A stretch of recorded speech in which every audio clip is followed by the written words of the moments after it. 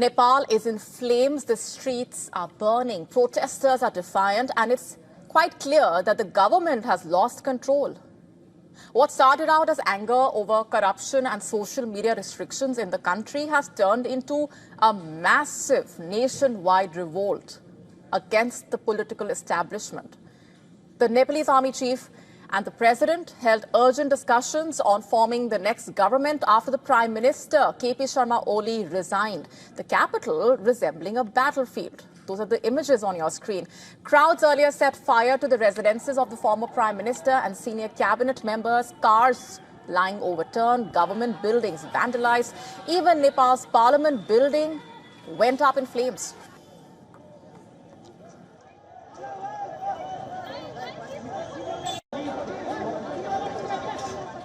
This is the situation at the moment in Kathmandu Valley. I'm standing at the main road of the Parliament. There is a Parliament which has been set on fire. This is the motorcycle rallies that has been ongoing for celebration, and they're celebrating the resignation of the Prime Minister, KP Sharma Oli. And currently the army chief and the president are in talks to decide the further course of the government formation. In fact, on Monday, police cracked down with force. Amnesty International saying officers used live rounds against the demonstrators there. The United Nations has demanded a transparent inquiry. At least 19 people have lost their lives, more than 400 injured. Despite indefinite curfews in Kathmandu and other parts, thousands of young protesters returned to the streets, clashing with the security forces in defiance.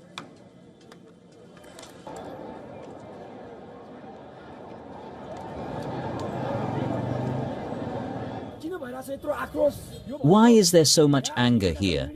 The international media believes this is happening because social media is banned. But no, this frustration has been building for over 2 decades, fueled by corruption.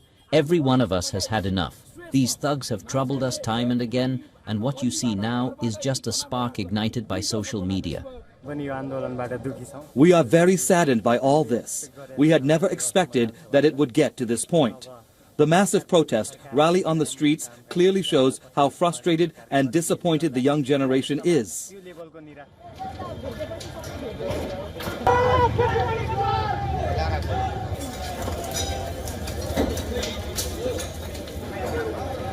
In fact, the former King Gyanendra Shah, who has largely stayed out of politics over the past 2 decades, issued a rare statement. He expressed grief over the deaths and urged the youth to protest peacefully.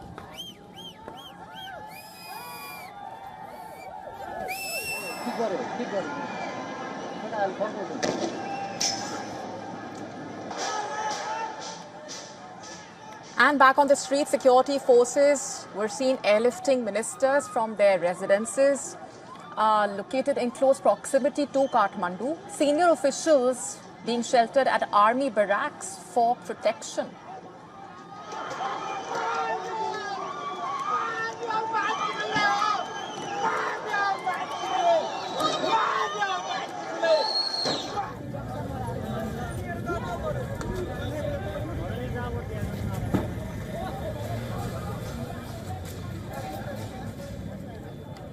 In a statement, the Nepalese army has said that it is fully committed to discharging its responsibility of safeguarding national independence, sovereignty, geographical integrity, national unity, and the security of the Nepalese citizens.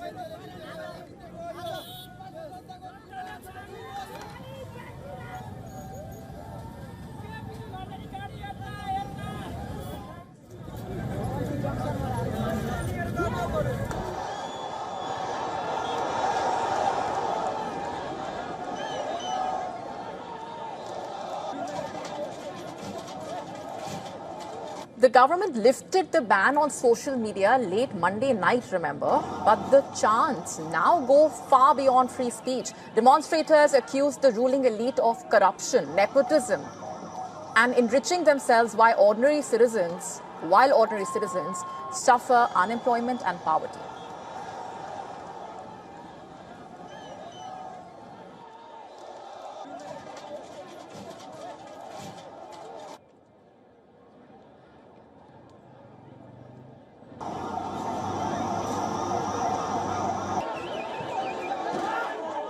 All right, our correspondent Saloni Murarka has been tracking those developments on the ground very closely, is now joining us live on the broadcast. Saloni, I have to ask you to piece together for us the latest that you have at this point. Yes, we have just received an official statement from the army chief himself. He has been holding meetings since late afternoon, and the calls for him to come out in the public and address was increasing. Protesters, the public here were asking for him to come out, and finally he has said that addressing and citing the violence that has taken place today. And he has called on the protesters for peace and for dialogues, and that heavy officers from the army will be deployed on ground from 10 p.m. today. If you can just describe to us what it's like out there on the streets of the country right now. Of course, those images suggesting the kind of anger that the people have expressed and taken out on multiple offices, leaders. If you can tell us a little bit more about what you've been hearing. Yes, of course, the situation here remains tensed.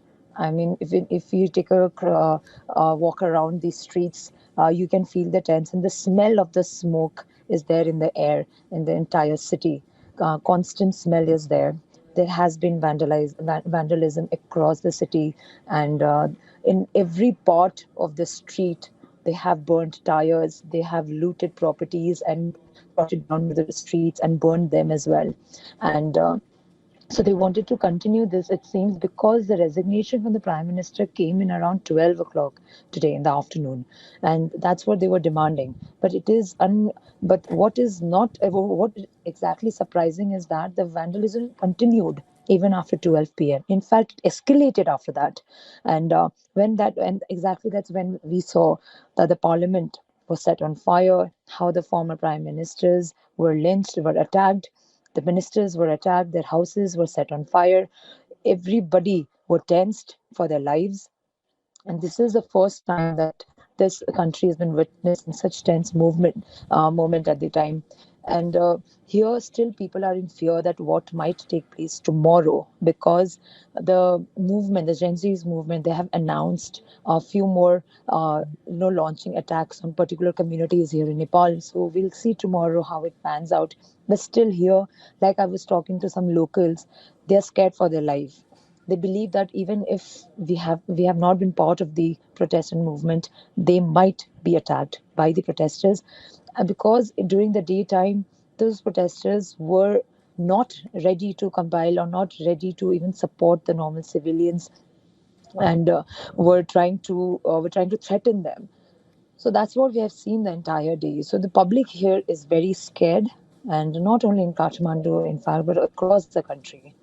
And since the late afternoon, that is after 3-4 o'clock, the entire nation has been waiting for the army chief to come out, to deploy, to come on ground, because nobody here at the moment is ready to take the responsibility, because there's no one at the moment who can take the leadership and control and put the system down on ground.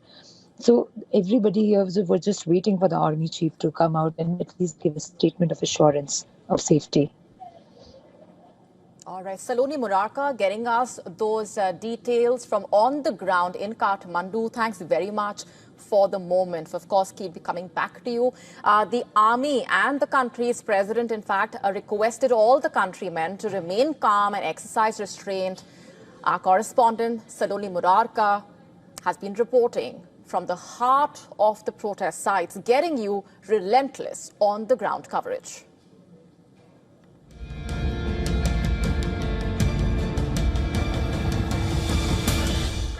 Are surrounding the parliament area. They burned the tires. They burned the tires here right in front of the parliament building. And now stone pelting has just begun from both the sides. Police officials are guarding the premises of the parliament. They say that the rising corruption and widening inequality has tortured the civilians of the country, and that's why all the people and the young people, they leave the nation.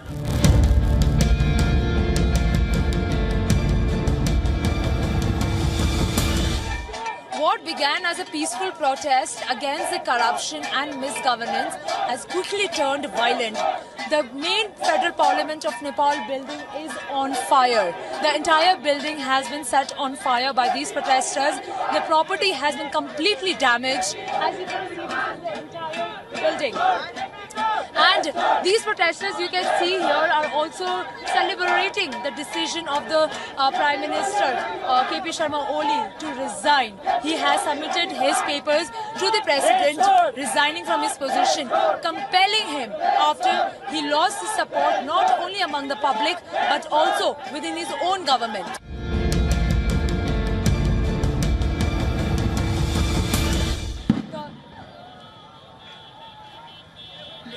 As you can see, the protest is still continuing. It's saying there are some shots, hearing of the gunshots, because many of the protesters are carrying guns which they have looted from the police stations. They have set the police stations on fire, and like many other party offices. As you can see, this is the main road of Kathmandu, where the parliament is situated. Right across the road is a parliament building which is on fire.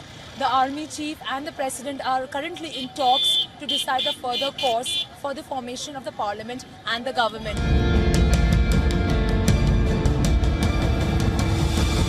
Continue to escalate in the capital, Kathmandu. I'm standing at the moment at the international airport of Nepal, where you see there's a heavy deployment of army officials who have been deployed to secure the airport premises. And while on this side, the protesters are trying to barge inside the compound of the airport. The international airport is on high alert. The airport authorities have informed that the international wing of the airport has been shut down for a while for security reasons. And these protesters here believe that many of the leaders and the Prime Minister will try to flee the country, and that's what they want to stop. On to China now. It has launched a new remote sensing satellite from its southern island province of Henan. The satellite was carried into orbit aboard a rocket, marking the 594th mission of the Long March series. Officials saying the satellite will be used for scientific research, resource surveys, crop monitoring, disaster relief. Take a look.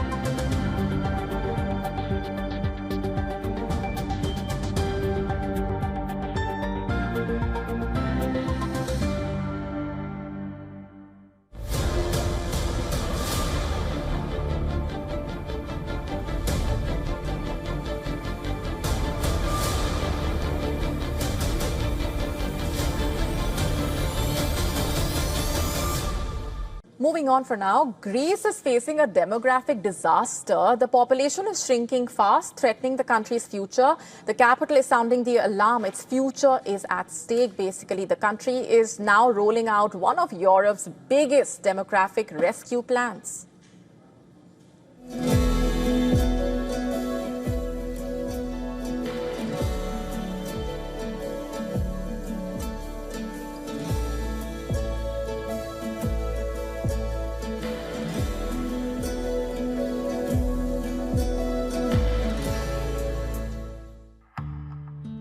A silent crisis is ravaging Greece. It's not a financial crash or a political upheaval, but something far more existential, a population implosion. The numbers are stark. Greece, cradle of civilization, is watching its people vanish. Birth rates have plummeted, villages empty out, and cemeteries grow faster than schools. By 2050, experts warn the population could collapse to levels unseen in modern history. In 2022, the country recorded its lowest birth rate in a century, with only 77,000 babies born. The fallout is already here. Over 750 schools are being forced to close their doors this academic year. Athens is now hitting the panic button. Prime Minister Kyriakos Mitsotakis announced a 16 billion relief package, a war chest aimed squarely at reversing the decline. Cash incentives for couples, tax breaks for families, support for mothers, subsidies for housing, even funding to bring back Greeks who left during the financial crisis. It's not just money, it's survival. Officials call it a national emergency. The government hopes monetary incentives will help stem the tide, but demographers warn cultural change takes more than cash. Young Greeks still face low wages, soaring rents, and the legacy of austerity. For many, raising children remains a dream, not an option. Europe is watching closely. Other nations, Italy, Spain, even Germany, are staring at the same cliff. Greece may be the first to launch such a massive intervention, but it won't be the last. For Greece, a country still reeling from the scars of a decade-long economic crisis, this is a formidable enemy. History shows that financial incentives alone are rarely enough. As Greece pours billions into this battle, the world watches, wondering if this nation of ancient wonders can save itself from disappearing into history.